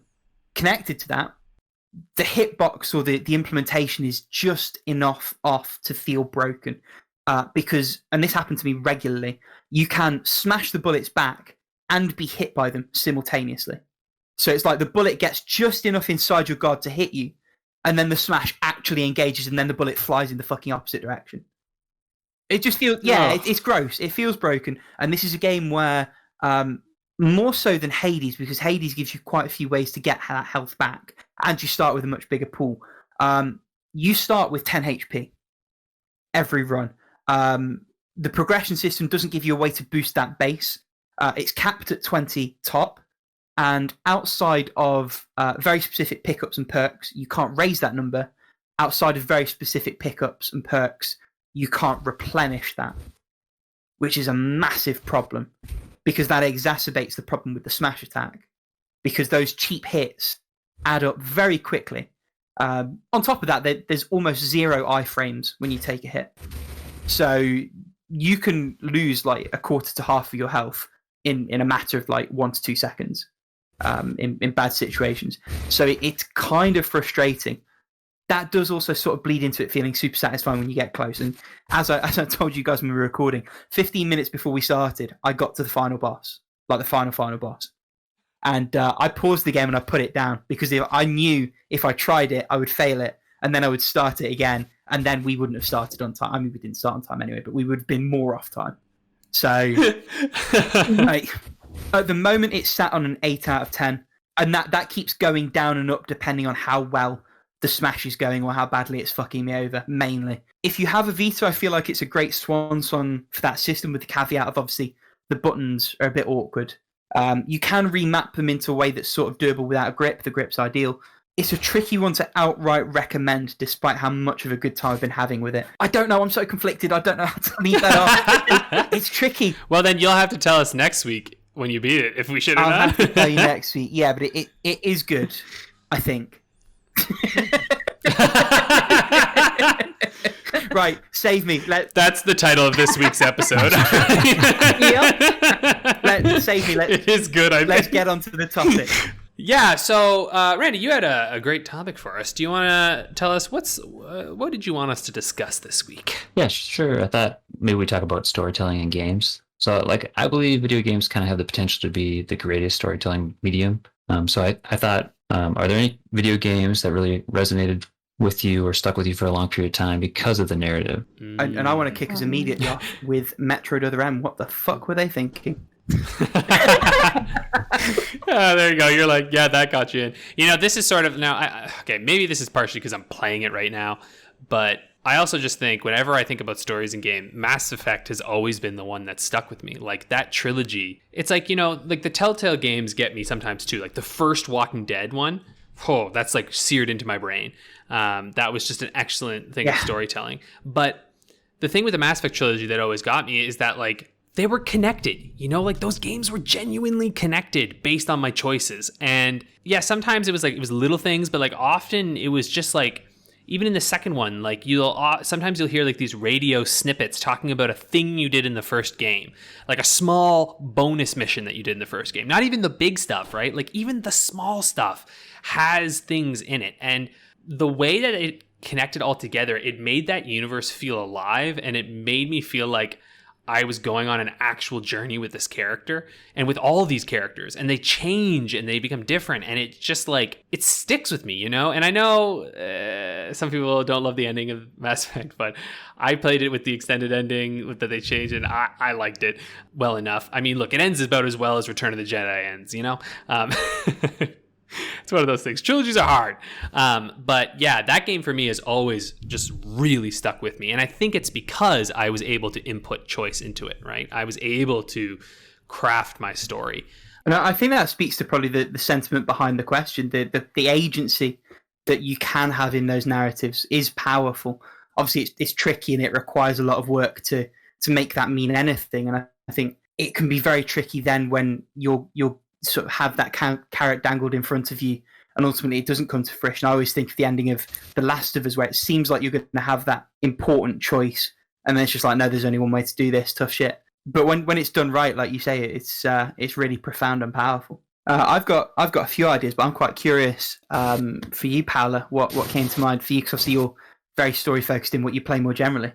Yeah, because of that, I've been having like a lot of trouble like trying to decide in just one. So I think I'm gonna like do a little potpourri of stuff. Oh, I've got 4. Feel free. Oh, nice. So, Rick's always got a bunch. yeah, I've been like a little bit more restless, and I was like moving while the others were talking because I was grabbing like all the stuff. And one of the first like really story focused games that I think I played was Steins Gate, and it is a visual novel, and the way it is set up, like how you make your choices, holy moly, getting the true ending of this thing is a fucking nightmare, because you don't have like the typical menu system that is like, oh, select this choice or select this choice. A lot of the time you're like interacting with people via your like cell phone, and you have like small prompts to respond to, and you pretty much like unlock like entire like mini side stories that go along with the game. But also you need to collect what I would call like flags, 5 flags to get to the actual true ending of the game, and those are hidden. Those are 4. That is 5. I was so confused. So for everyone listening at home, Paula's saying 5 flags. Her thumb's tucked in. She's holding up 4, and I'm just like, are you saying the right thing? Should I shut up, or are you like signing the right thing? And should I correct you now? It's okay. It was 5 flags, and I don't want to say that it was a nightmare, but it was a nightmare because I'm pretty sure like one of the versions has one of the bugs like glitch for some reason. But also you are like faced with very more questions because in a Steins Gate you're like time traveling, and the way it's set up to time travel, like there's this, I'm gonna say like, what is the name of the thing? It's like the microwave phone or something that you like send a message to the past and do something, but you actually get to see what the other branch kind of look like. So the way it's set up, it's kind of like a more question, like, do I want like the true ending because I have this main objective, but if I go after this objective, I'm gonna undo this thing, and this thing might like have like real like damaging consequences in a way. So that's one of the things I really like about Steins Gate in a way. It's still like, I don't want to say that I have like questionable morality, but I really wanted to go like for the true ending and keep like the status quo of the world. On the other, You wanted to complete it? No. me completing visual novels. First of all, so actually, the game that made me buy a Vita was Steins Gate Zero, which is actually a prequel and a sequel to the original Steins Gate. Because time travel. Because time travel. And the way it was done, it was like the perfect sequel to a time travel or interquel to a time travel story. Because Interquel, I like that. so it pretty much like picked up like some of the things that were like just mentioned on the original game and did something with that, and it was like amazing. And not by a long shot. The other game that left like quite an impact was Persona Q, because this is actually I played this one before playing the mainline Persona game because I didn't have a Vita at the time. So maybe if I ever played, I'll get annoyed by the stuff that people said is kind of annoying, that some of the characters were like reduced to one note and stuff like that. But the main story of the game, especially like getting to the ending, was something that really blew my mind, because I was kind of like seeing like the foreshadowing, and I was like, are they really gonna do this? And they did it. I was like, holy fuck. And it was amazing. It, like, even if the characters aren't like as well rounded as they were like in their original games, I still enjoyed the game for what it was, both in gameplay and the story, and like the new interactions between the cast of Persona 3 and Persona 4. Then I had to pick a game from the Ace Attorney series because, obviously, and Ace Attorney 5 or Dual Destinies, it has to be the one that left an impact the most. Especially with the last chapter of the game, that it was like everything coming together, and it was like, oh my god. And because we're on an Atlus roll, like Persona 4 Golden and Shin Megami Tensei 4 especially was like one of the games that really got me like into like the more niche kind of games, because before that, like the only like RPGs that I've really played were like Pokemon. So like getting to this was like, oh, this is what an RPG can really be. And again, I'm replaying it, so I'm really curious to see like how my opinions change on that. And then there's like this little last game that of course I am going to mention. Damn, you really have a lot. I am sorry. Oh no, this is great. What's the next one? Yeah. Well, the last one, and I have to really think because I am an Atomic Game fanatic. I had to include one of those. And the one that I decided to include, because it was the one that stuck with me the most, was God Realize. Cafe Chandler was really close though. But God Realize, Guardian of Rebirth, first of all, took what it initially was, or you could have thought it was like a blank slate sort of character, and a certain trope, and it pretty much turned it on its head because I was the game lead you on one idea, and it turned out it was like, I'm trying not to spoil it, but it was like, it turned out there was like more to it than that. Okay. And even though go ahead. I was just gonna say, unsurprisingly, I think your trends for story is very much like, novelesque, large adventures tend to kind of get you drawn in, huh? Yeah, the crazier the plot goes, or like the more like little details just sprinkled and tied together, like in the end, that pretty much it's like popcorn to my brain, like. It's like bring Nice. it. So in the case of Corp Realize, it was, even though this each of the 5 routes are like built equal, like I feel like some of them like are better paced than others. I do feel like they did a great job like tying the everything together with a nice little bow at the end. And also, if I had to recommend a route, it would be like Frankenstein's route, because of how overall it was like really well paced, and it had like the right amount of fluff, because like some of the routes like really stuck with I want to say the drama in some cases, and or like really focused on a certain aspect of the game and pretty much left everything else out. But yeah, it was like, this wasn't even like my first Otome game, but it really stuck to me like simply the best. Better than all the rest. I would Better than say anyone I've ever met.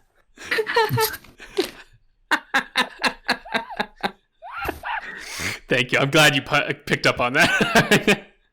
Oh dear. Is that you, Paula? Sorry, go on. Over, you can go and break. Please take the microphone away from me. Before I do, Randy, I wonder if you had any sort of games in mind when you were thinking about this as a topic. Yeah, I do. I've got kind of one main game and then 2 honorable mentions. But my first one, I have a feeling that Rick is probably a game that you didn't enjoy. But it would be Soma. Has anyone played Soma? You're right, I did, and I didn't played Soma. I liked the story, I hated everything else. Yeah.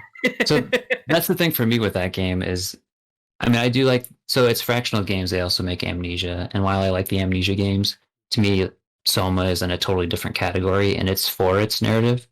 Because to me, like, so if you haven't played it, the premise of the game is you play this guy that has been in a car accident, and he suffers from like headaches and like amnesia, and he goes into this experimental treatment, and it basically he ends up transplanting his brain into a computer, and then he wakes up like, I don't know if it's like 100 or 200 years later he just wakes up. I'll try not to spoil too much, but since Fractional kind of makes their games very mechanical, the world feels really realized. Like when you're interacting with machines, it's very mechanical, and like when you interact with computers, they have a whole operating system, and the whole world feels very real.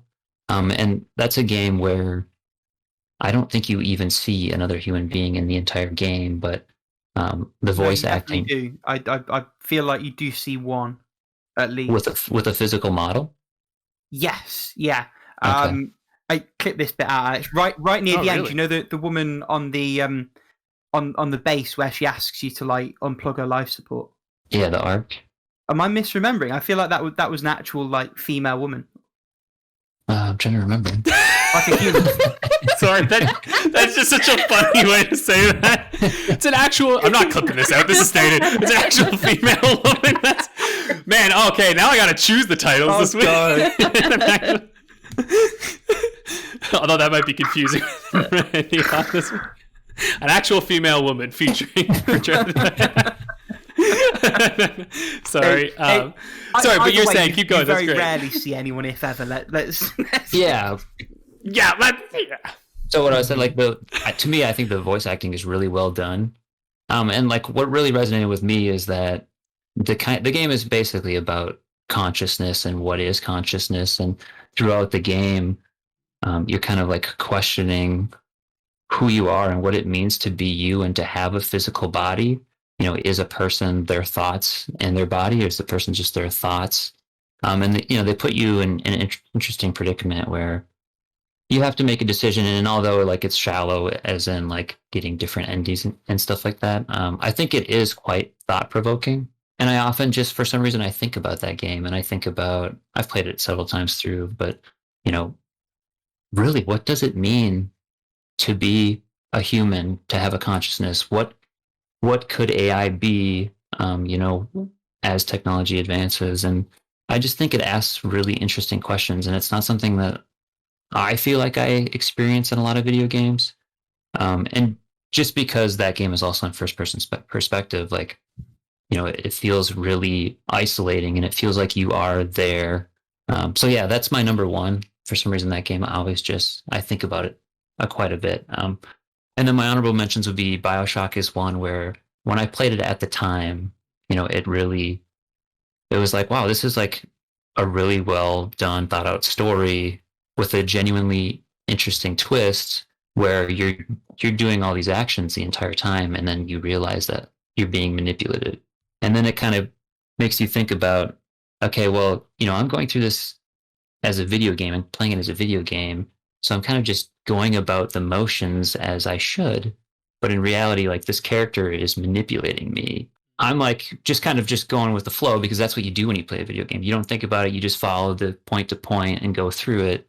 And that was kind of like the first time where I was like, oh yeah, like there's more to this. And then my last honorable mention is the first 40 minutes of Last of Us. Like, when I think about storytelling and how movies do it really well, I think the first 40 minutes of Last of Us is really good. Like, it really pulls you in, sets up a narrative, and like feels impactful right off the bat. Like, that's one of the games where when I played the first 40 minutes, like, oh yeah, I'm finishing this game. Like, yeah, so you made me think a little bit actually about, I have maybe one honorable mention too that is a little different, but like Alien Isolation for me, I don't really remember the story, but I remember the story that gameplay created, and like hiding the emergent story almost. Yeah, hiding from that goddamn xenomorph. Holy shit. I was like, man, that was just like, that scared the hell out of me the whole time.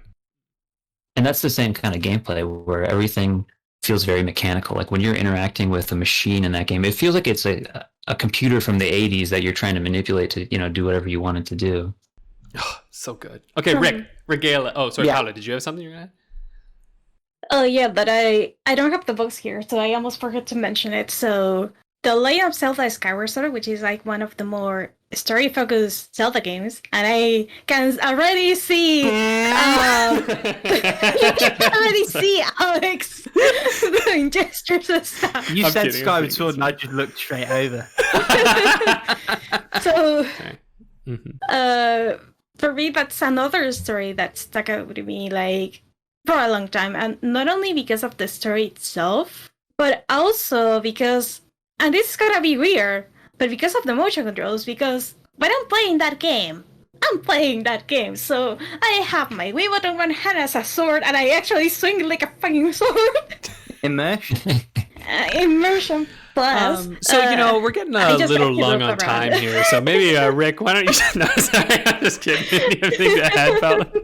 That's good. I'm sorry, but it's stretching the topic a little bit to think, but thing is about Skyward Sword is like the way they presented it, like mainly like the intro sequence, like setting up like everything Skylove and like what the relationship between Link and Zelda is, because they start like as childhood friends, and it the first thing is like, I am a goofball, so when I get anything to make the game more immersive, I use it to the fullest potential. So like, first of all, like the story itself, like it really grabbed me. I think it's because like I really like the kind of stories of like the I want to say like the knight in shining armor, like trying to rescue the princess, or like defeat the dragon or stuff like that. And then 5, which I think I'm like one of the 5 people in the world that actually like 5. That is like your companion. And also like the mojo controls, it all comes together into this nice little package for me, where I really felt like it was like, yeah, I'm gonna be the one rescuing Zelda, because I wasn't the one like pressing the buttons. I was the one swinging the fucking sword. That's fair. I mean, to be fair, I suppose that is probably the one game that had the most coherent story out of Zelda games, but actually, shape. I don't know. But here, jokes aside, we do actually have to move on because we're going to have a long episode today. So, Rick, why don't you regale us? For what it's worth, 2 of my 4 are ones I talk about all the time, so there should be no surprise to anyone. The first one, 13 Sentinels, Aegis Rim. Which does have a phenomenal story, so leave that out. and interestingly, touches on some similar themes as Soma in the way that it goes through, and I don't want to say any more than that, because if you don't know what I'm talking about, you should be playing it and finding out. And then the other one that I always talk about is Ghost of Tsushima, which just does such a fantastic job of creating a place that feels real, characters that feel authentic and genuine, that you build a relationship with and a connection to. And the way that game plays its story out is so powerful. It doesn't fall into the Last of Us trap. It does give you, albeit only at the very end, some agency in terms of where that story goes and who your Jin becomes. And then the other 2 are a short hike, and this is, to be fair, this is more a feeling that stayed with me rather than the story itself, because its whole thing is like, it's all about being in the moment and experiencing things as they're happening, which was nice. And the warm fuzzy feelings that gave me, by extension of its story, stay with me to now. It's one I think about from time to time. And then the last one, which I'm thinking about because of the sequel, but also because it's amazing in its own right, is The World Ends With You, which has, I mean, that game's story has layers. When you go back, I really should do a replay at some point. But I should really play it.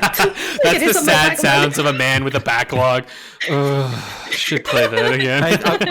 I want to go back.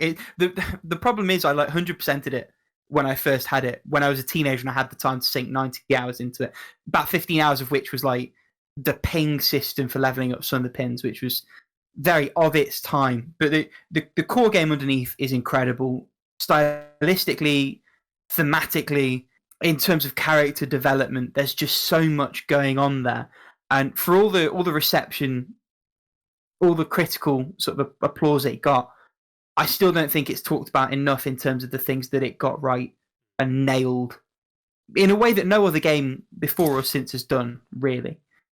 And hopefully the sequel even remotely lives up to that, and that is where I'm going to leave nice that one. Well, okay. Man, we've given you content this week. That's what I'm talking about. You got a whole lot. And all we ask in return is that you click like and subscribe. Oh, God. You see, it starts ironic, and then it's going to become legit eventually. You're like, it is. Let's move on to Guest the Game. Welcome to Guess the Game, where the aim of the game is to guess the guest's game, which I feel like, Everdred, you're perfect for this one. So I don't know if you had a chance before this, but basically we get guests to pick a title from How Long to Beat and read off completion times, and we try to guess. And Rick is like the champion at this game. So yeah, do you have a game for us that we're going to try out? I'm intentionally not going to guess the first round, FYI. So all right, see if I can stump them. All right, let's find out. All right, so my game, main story, 8 hours. Okay. Main plus extras, 9 hours. Completionist, 9.5 hours. Okay. It's one of those. Yeah, it's one of those. It is one of those. One of those video games. Well, hold on. Yeah, tell us what are the completion notes? Yeah, let's see. So some completion notes are good ending, phenomenal game, hard. Okay, stop there. Hold that thought. What do you two think? What are you thinking? No idea. Rick has an idea. Rick already has an idea. Yeah, I have an idea. I think I have an idea too, but I have to do a little bit of research for myself. No, I don't think it's right. See, I was leaning in like a Hellblade-ish area because I was like, that's kind of a short game that has a really good ending and like has interesting stuff, but like I don't think it's long enough. I don't think it fits the profile. Sorry. Damn, no, I'm not sure. I need more, I think. What do you think, Paula? Do you know? Okay. I literally have like no idea. I think I know what it is. I actually do. Are you serious? How do you? Rick, you're Okay. up. Is it like something I should actually like know? Well, I don't know. Okay, all right. Yeah. I was wondering if Paula would know. I hope so. I think the other two will know. Oh, That lends to my suspicions. Okay. Well, what do you think it is, Give us Rick? maybe another set. Oh. Shall I jump in? I think it's Cyber Shadow. It is not. Oh! Ah! So Right. I'll read this completion note, which gives a broad idea. Okay. So this completion note, it says, completed story, unlocked all bonuses, obtained every ending, replayed chapters for all potential bad endings, and then in parentheses it says choices. oh! You said it was like, what were the times again? I'm trying to think. I think it's 9, 8, 8.5, 9. Oh, 8.5, 9. Okay. 8.5, 9. Sorry, it's 8, 9, 9.5. Replayed all I'm in chapters. uncharted waters here, not knowing what it is. Yeah, like it says it has many endings, so I'm. Many endings. Oh wow, man! This is good. Well done. Like I feel like I'm. Here's an interesting one. Mm-hmm. Adult only rated version. Adult only rate. Adult Is it only like- rated version? Honey Puff or something like that. I don't think so. Is it? No. No. Isn't that the only No. version? Is adult only? Like, I mean, it says something like. I mean, Everdred says something like hard, but I assume it's like difficult, and I'm thinking like, what is difficult and has many endings, but it's like short enough, and then I'm like, but maybe not. I don't think this is it. Is it Killer is Dead? It is not. No. Okay. So here's a PS4 version. All Okay. endings, tarot cards, and other side content finished. Hand of Fate. Can you repeat that? Is it? No, it's not Nope. that. It's not Hand Can of you Fate. repeat Damn that? it. Tarot cards. Here's a hint that I'll give you that I'm. Tarot cat cards. It has two names. So there's two potential answers from different territories. I believe the US and the UK have different names. Oh. Ooh. You said PS4. There's tarot cards. There's endings. There's chapters. I feel that this is something that I should actually know. Is it? Is it the Akiba's Wolf Trip? Among Us? No, it's probably not, huh? It is neither of those. Okay. Because I feel Would like you like a release date? Sorry. I would like a Would you release like a date. release Actually. date? Yeah, let's get a release date. So North America, September 20th, 2005. Europe, 2005. September 16th, 2005. And it has Oh, been the remastered. PS4 version. Right. Yeah, it's been remastered. It's been remastered. The problem is now you said tarot cards. All I can think about is Persona, and I know it's not that because It's not. Because of the that's like time. the tutorial dungeon for one of those games. Apart from none of the other facts match up either. Let me read you the first part of the synopsis. So, Blank is a phenomenal thriller that lets you become multiple characters and view the experiences from multiple viewpoints. Incredible film-style design pulls you into the story until you're intimately immersed in the game. Oh, I think I know what it is. Is it Fahrenheit? It is. Ah, Fahrenheit. I don't. Is that what it's called? Indigo Indigo Prophecy. Prophecy. Indigo somewhere else. Prophecy. Oh my God, that's what it's called here. Yeah. Damn. Good job. That was a good one. Indigo Prophecy. Yeah, that was a Shit. great one. I did not know that one. Well, Rick, Damn. you're leading the pack still. 3-0 for the rest of us. That was a good one. Nice. You're Indigo. getting demolished. Indigo Prophecy. God dang it. That is, yeah. Those tarot cards fully threw me. I know. And even on the site, Indigo Prophecy /Fahrenheit. Now, I was just looking it up now. Yeah. Oh, that was a good one. Okay. Nice. Those are some great completion notes too. My God. Okay. Well, are you ready to play?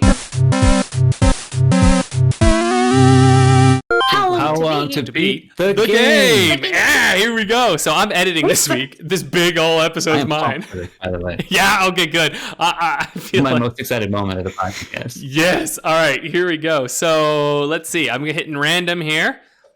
Oh. Is that too easy? So I got Mega Man. But Yeah, Mega Man's not very long, right? Let's do one that's a little Roll longer. that again. Okay, I think this is a fun one. It's Mario Super Sluggers for the Wii. I have absolutely no idea. Yeah, because I'm feeling like this is a game that could either be like it's like 3 hours long or it's like 3 years long. You know what I mean? Like I don't know. Does it even have a campaign? I bet there's fucking I characters. don't I know. didn't even I bet know it- this game even existed. Mario Super I Sluggers. didn't know nobody's played it. Oh, Sorry? none of us have Has played it, anyone right? played it? I haven't played it. No. I have not. I like Paula. I knew, or unlike Paula, rather, I knew it was existed. I knew it existed. That's the sum total of my knowledge about that. Yeah, game, same. that it existed.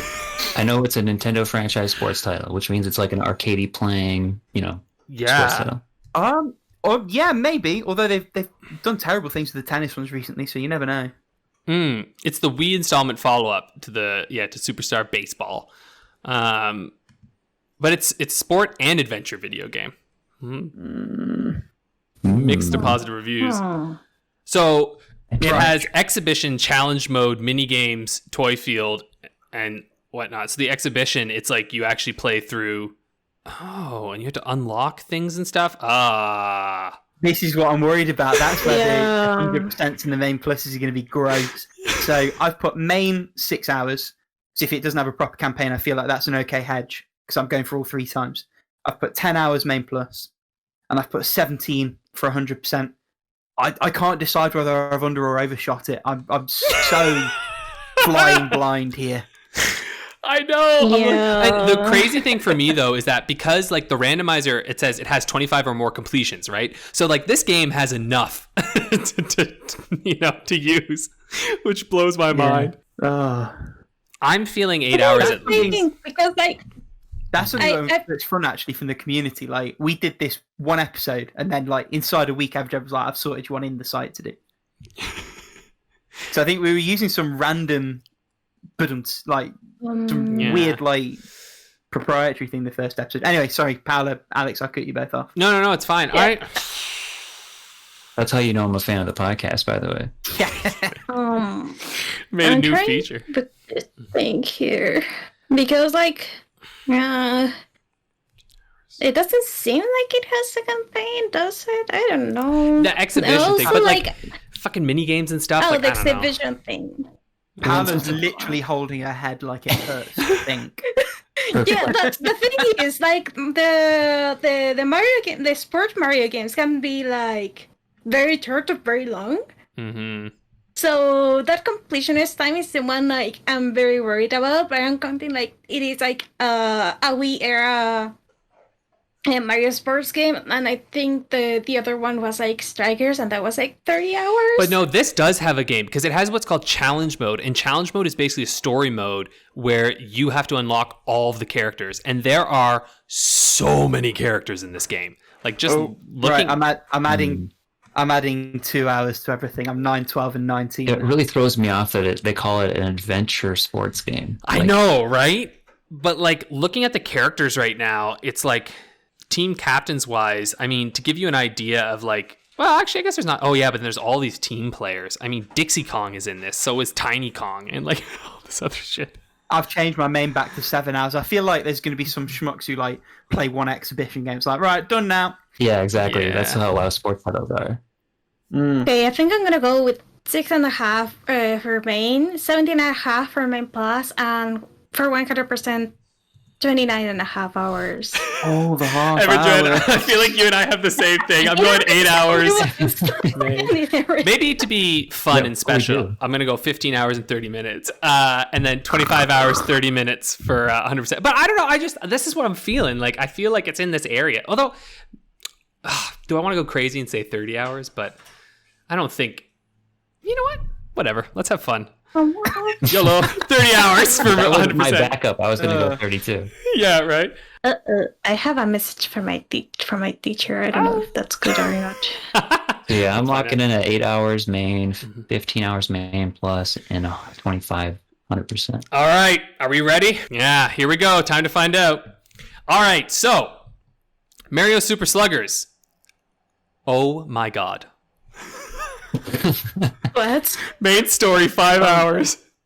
Main plus extra Okay. 5 hours. Completion is 6 hours. 5 hours. Fuck me. See, I Can we knew go it was back going to and be do Mega either. Man? Can we do Mega Man instead? But see, if we did Mega Man, I'm pretty sure Mega Man is just like 333. Yeah, it would have been so easy. We just would have nailed Easy it. 5 points. Beautiful. Yeah. Wow. Sorry, that- Randy, what were you saying? I was going to say, I knew it was either going to be like super, super close or it was going to be way blown out because it'd be like, oh, you have to do all the characters every single time through the whole campaign to get like all 100%. Right. I guess it must have been pretty quick to go through it. Like, it must just be a thing where the challenge mode, it's just easy to unlock everyone. I guess that's what it is, right? You just play through the challenge mode and then everyone's unlocked. We psyched ourselves out with research. I should have just not researched anything. Well, no points for anyone this week, which means we remain the same at 48, 43, 40, and 0 for our guests. But that's okay. My lead is once again intact. Thank you so much, Randy, for joining us this week. Been an honor to have you. Yeah, such a pleasure. And as always, we'll be back next week with more ridiculous gaming shenanigans. Toodles. Most importantly, the finale of Otome. Don't miss it. Dun, dun, dun, dun. Did you unlock all the routes? AKA, you got to listen to all the podcast episodes before you get into this one. All right. That's it, we're done. Thanks to the entire community for making the site possible and making my dreams come true. Oh, that's so good. That's a lovely note to end on. That's where we end. That's a wholesome note. That's where we end. Not on your terrible, like, visual novel flowchart. Everybody's a critic.